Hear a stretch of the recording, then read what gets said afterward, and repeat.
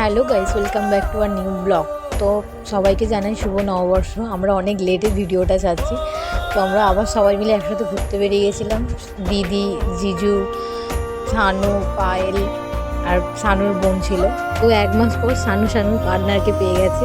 ওরা দুজন সবসময় আগে একসাথে থাকতো, এখন বিয়ে হয়ে গেছে বলে আলাদা হয়ে গেছিলো। তো আমরা সবাই মিলে এখন ঘুরতে যাচ্ছিলাম, একটু ঘুরুঘুরি করে মন্দির তলার দিকেই যাচ্ছিলাম কিছু খাওয়া দাওয়া করতে। দিদি আজকে ট্রিট দিচ্ছে, যেহেতু ও বড়ো, পয়লা বৈশাখের দিন ও ট্রিট দিচ্ছিলো। দিদি বলছে হাই, সারু বলছে হাই। তো এখানে জিজুকে দেখাচ্ছিলাম, জিজু বলছে আমার সঙ্গে ভিডিও বেশি করে নিও না। তো এইভাবে আমরা যাচ্ছিলাম, আমি কথা বলতে বলছিলাম সানুর ব্যাপারেই, কিছু কথা বলে সানুর ব্যাপারেই আর কিটা মারছিলাম আমরা। তো এ বলছে আমি কতদিন পর তোদের সাথে ঘুরতে বেরোলাম, মানে ও ছোটো বলে আমরা ওই কোনোদিনও একসাথে নিইনি, সেদিনকে নিয়েছিলাম।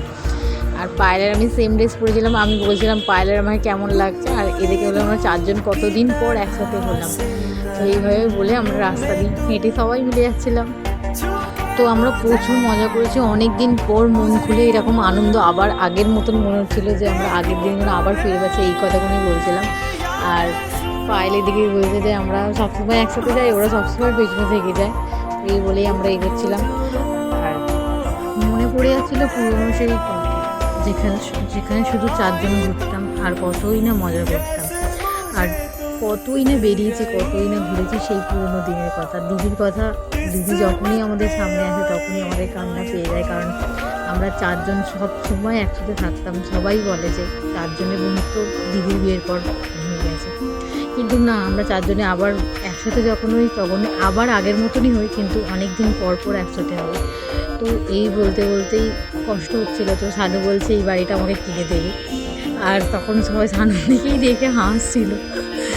তো ও একটা লজেন্স কেনার জন্য কিপ্টামি করে ওর দেবে বাড়িটা। তো বলে আমরা মন্দিরতলার সামনেই চলে এসেছি কাছাকাছি। তো এবার আমরা একটু কিছু খাওয়া দাওয়া করবো, ওটাই বলছেন। এখন দাঁড়িয়ে যে কী খাবো ডিসাইড করতে পারছিলাম না। দিদি বলছে কী খাবি বল, কী খাবি বল। সবাইকে বলছে আমি ট্রিট দিচ্ছি, বল তোরা কী খাবি। তো ওইভাবেই চলছিলাম, কেউ কিছু বলতেই পারছে না যে কী খাবে। হয়তো লজ্জায়, পায়েল তো লজ্জাই পাচ্ছিল, আর সানু তো খেয়ে এসছে বলে ওই জন্য বলছে আমার কিছু এখন খেতে ইচ্ছা করছে না, তোরা আমি কিনে দেন, বাড়িতে গিয়েই খাবো। তো আমরা যাই হোক, আমরা এখন চুজ করার পর এখন ক্রিমসে এলাম, ক্রিমসে কিছু খাবার কিনতে। তো আমরা দেখি কী কী খাবার কিনি। এখানে এসেও কনফিউজড হয়ে গেছিলাম কী খাবো না কী খাবো, সেটা নিয়ে এখনও চিন্তা করছি। তো দোকানে আসার পরেও আমরা এখানে চুজ করতে লেগেছি, পায়েল আর আমি মিলে চুজ করলাম। তো আমি বললাম বার্গার খাবো। তো আমি যেই বলেছি বার্গার খাবো, অমনি সবাই বলছে আমরাও বার্গারই খাবো। তো বার্গার কিনে নিলাম আমরা। কিনে নেওয়ার পর দিদি জিজুর কাছ থেকে চকলেট বায়না করলো, ওই জন্য আমরা সবাইকেই চকলেট কিনে দিতে হলো। তো এখন আমি, সানু, পায়েল আর সানুর বোন বাড়ি চলে যাব। দিদি আর জিজু একটু এইদিকে যাবে ঘুরতে। তো আমরা বাড়ি যাওয়ার জন্য চলে যাচ্ছিলাম, দিদিকে বলছি টাটা। আর তারপর আমরা বাড়ি ফিরছিলাম। তিনজনের আবার মন খারাপ হয়ে গেছিলো, কারণ দিদি চলে গেল।